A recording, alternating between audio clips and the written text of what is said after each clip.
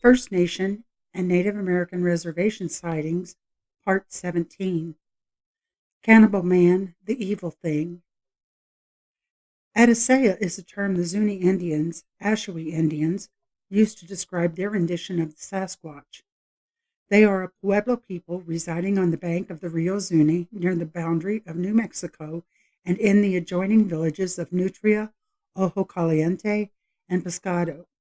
The name Zuni is a Spanish corruption of the Kirasan Sunafisti and was first used by Antonio de Espejo in 1583.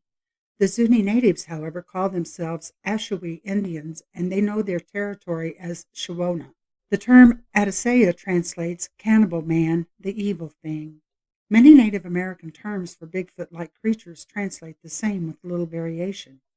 It was an Ashawi woman who notified me of their track sighting in New Mexico, Sunday, January 30th, 2005. She and her oldest son saw tracks from the ski lift at Angel Fire Ski Resort that crossed under the lift and trailed off into the trees. The track line was straight, no snow was kicked up, and she estimated the depth of the fresh snow, the powder, at the level on the mountain was approximated at 15 inches deep. The woman told me she was Ashawi and Spanish heritage, and her maternal great-grandmother, whose parents were inhabitants of the Shawona territory in what is now New Mexico, first warned her family of the great Adisea. They believe the Adisea is a bad spirit, hair-covered cannibal giant that kidnaps little children of eating size and women of marriageable or suitable age. They take them away to their lair in the tallest mountains and make wives out of them or cook and eat them at a celebration meal for their kind.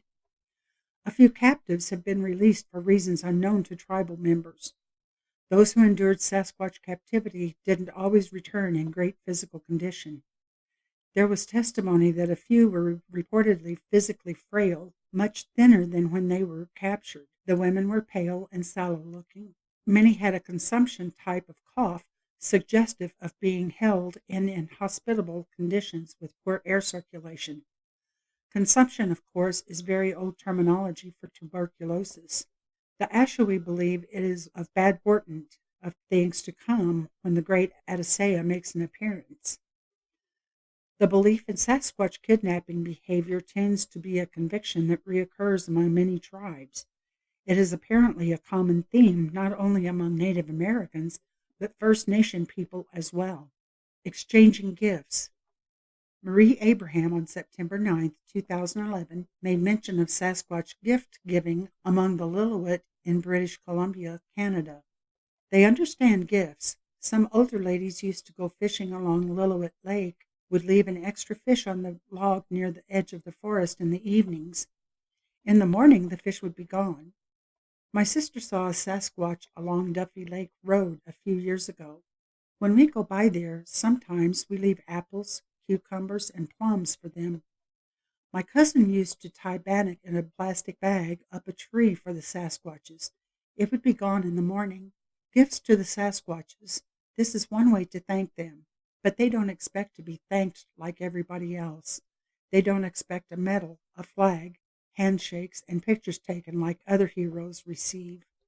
Somaquam and Skokumchuk are words that refer to a Sasquatch-like life form recognized by the lower Lillooet River Indians.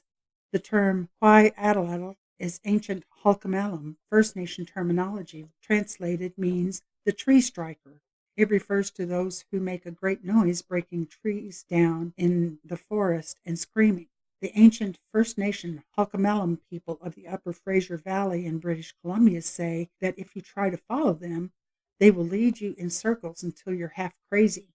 Over time, there were those in research who tried to suggest that Quiatalatl referred to wood on wood knocking. If that had any truth to it, Renee DeHenden did not mention it when we talked about it. Just as Quiatalatl is the ancient Halkomelem term, Sasquatch or its derivatives would be an anglicization of the Lower Fraser term Sasquatch, which occurs in the mainland dialects of the Halkomelem language. This language, a member of the Salish language family, is spoken in southwestern British Columbia in the Lower Fraser Valley from Yale to the mouth of the Fraser, and on southeastern Vancouver Island from Nanu's Bay to Malahat. The word occurs in all of the mainland dialects, but not in the island dialects. Since the late 1950s, of course, they are also called Bigfoot. Hickory Apache Reservation, Rio Arriba County, New Mexico, May 2001. Sasquatch steps easily over a 4-strand barbed wire fence. My wife and I are retired. We have been on the road in our RV for about 2 months now. 2 weeks ago, we were traveling north from Taos, New Mexico, into Colorado to leisurely tour the Rockies. It was 4 in the morning when we moved our motorhome out of the lot near the Hickory Apache Tribal Headquarters. At the junction of J44 and J9, we turned north and started down the road. After traveling only a few miles in a northward direction somewhere between Dulce, New Mexico and Juanita, Colorado, this bizarre thing walked out on the 2-lane road and stood there. At first I thought it was someone going to flag us down, and my wife went to make sure the door was locked in the back of our RV. I slowed the speed down so she wouldn't fall down, and in my headlights, this thing became clearer as we approached. I yelled at the wife to look at this thing in the road. We didn't know what it was at the time, but we wrote down the description in our trip book. I can describe it. It was massively built around the shoulders, chest area, and upper arms, and stands on 2 legs. It was a male, as we saw the penis that was clearly visible and semi-erect. No bear does that. This guy was covered in hair, some long, some short, and very curly, except for the areas on the chest and face. His face was light-skinned, what we could see of it clearly. His eyes seemed deep-set under some thick eyebrows, but I don't know what color the eyes were. It had high cheekbones, a flattish nose, not a bear snout, and no muzzle like a bear or big dog. Believe us, I want you to know this was no bear. His cheek and chin was fully bearded but short, black, and bristly. This thing had hands and not paws or claws. We both saw and agreed on that. I cannot overstate it was not a bear. I know this because I flicked my high beams at it, and it stood like a man on 2 legs, but seemed dazed or maybe confused by the headlights. It stared back at us. By now I was just crawling along the road at 1 mile per hour, flicking the high beams off and on again, then laid on the horn. That was when this thing finally moved to my left and off into the darkness out of the path of my headlights. I grabbed for the dash map light and tried to see it out my side wing, but as best I could tell with the window reflecting back the light, now get this. This thing easily stepped over a 4-strand barbed wire fence and walked out of sight into the darkness. No bear can do that. The next day we stopped between the Pagosa Padre Ranger Station and Pagosa River campgrounds. We met a man named Jim Baker. This person from the Elk River campground was out walking his dog. As campers sometimes do, we struck up a conversation and eventually told him what we saw.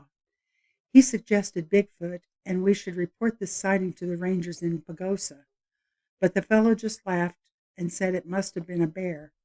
I insist it was no bear because no bear steps over a barbed wire fence that easily. Baker said, well then maybe a Bigfoot. We found your website and now report this to you. Thank you for this information on Bigfoot. Whatever this thing is, it is real and they are pretty big fellows. Mitch. P.S. So you know we aren't crazy people. My wife and I are retired school teachers, English Lit and Speech, and my wife, U.S. History. 2001, The Mitchell Story, BFE. Blackfeet Country, Glacier County, Montana. Signs of a Sasquatch were found wandering all around Cutbank Creek in Blackfeet Country in Glacier County, Montana on March 2006. Bruce Schiltz, who lives in nearby Kiowa Camp, took his children to play in the snow in the area when they were startled to find the tracks frozen solid in snow, ice, and mud. Schiltz counted 30 or 40 tracks that measured 18 inches long and 10 inches wide. Stride length averaged 39 inches. Photographs were taken and presented to the Blackfeet Fish and Wildlife Director, Gail Skunkhat, who said they had been receiving phone calls from all over by people asking about the possibility of Bigfoot living in the area. They asked the Wildlife Director if it was okay to shoot the creature, but Skunkhat said, shooting is likely unnecessary since no record of an attack on any person has ever been recorded, and people should consider that they might be shooting at someone playing a practical joke. Someone could get hurt. They aren't always the quiet ones. Wild Man, a Nehalem wild man story. The people of Tillamook County were drying fish up the Nehalem River in Oregon when they heard a noise. The brush was crackling loudly. They knew no wind or common animal could be making that kind of noise. They hurried into their canoes and crossed over to the other side of the river. They forgot their little dog. They crawled into a hiding place and laid down to listen. Their little dog barked and barked, then suddenly quit. Then they heard a terrific noise as Wild Man knocked down one side of the house where they were drying fish. Then he must have gone back into the woods. They could not sleep, they were so frightened, although they knew it was such a deep river that he would be unable to wade it. The next day, one fellow went over in a canoe to have a look. One side of that large house where they had dried fish was smashed to pieces. The dog was lying there dead, and Wild Man's huge tracks were all around. That fellow came back and told the village people, "Yes, I saw his tracks." They put all of their belongings and their fish in canoes and left that place for good. They would not live there any more for fear he might come again. After that, no one would camp on that side of the river again. True story. Citation, Robert J. Franks, 1990, Nehalem, Tillamook Tales. To be continued, and thank you for listening. There will be many parts to the reading of this book. If you like this reading, please like, subscribe, and hit the notification button to be sure to catch the future parts. We welcome comments, but please be considerate of others. If you have had an experience with or about Bigfoot, cryptids, UFOs, paranormal, or any other strange happenings and would like to share them on our channel to be read, please email them to sharingofstrangestories@gmail.com. Our goal is to establish a channel that can provide an outlet for people to speak freely of their experiences without ridicule from others. There are many of us out there that have had these experiences and have felt that ridicule, but ridicule will not be welcome here. Emails will be read on our channel, so please keep them family friendly.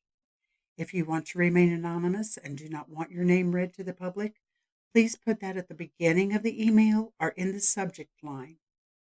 Thanks again for listening and stay safe.